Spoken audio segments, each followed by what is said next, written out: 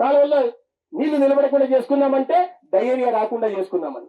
ఈ ఆరోగ్యంగా మనం ఎంత ఖర్చు పెడుతున్నామో అవుట్ ఆఫ్ పాకెట్ ఎక్స్పెండిచర్ అంటారు. ఈ అనారోగ్యం బారిన పడడం కారణంగా మనం అనేక మన ఆదాయంలో 60% విద్యా వైద్యానికి ఖర్చు పెడుతున్నాం. అది తగ్గించుకుంటూ రావాలి. అది తగ్గించుకుంటూ రావాలంటే మన చేతుల్లో పని. మున్సిపాలిటీ ఎలాగూ చేస్తుంది. మున్సిపాలిటీకి లిమిటేషన్స్ ఉన్నాయి. అది కాకుండా ప్రజలు కూడా భాగస్వామ్యం వచ్చి ఎక్కడంటే అక్కడ చెత్త పడేయకుండా, మనదేముంది, మనకు ఒక దరిద్రమైన అలవాటు ఉంటుంది.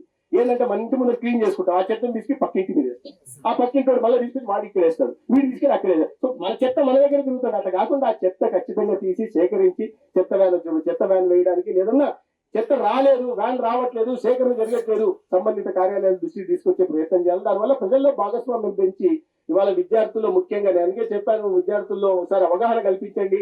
ఎన్జిఓలు చాలా ఎన్జిఓలు పనిచేస్తున్నారు. ఆ ఎన్జిఓలు కూడా దీంట్లో భాగస్వామ్యం చేయండి. ముఖ్యంగా చాలా మంది ఉన్నారు, మా రాఘవ గారు ఉన్నారు ఇక్కడ, బాగున్నోళ్ళు, వాళ్ళని కూడా కొంచెం సహకారం కోరుతున్నాను.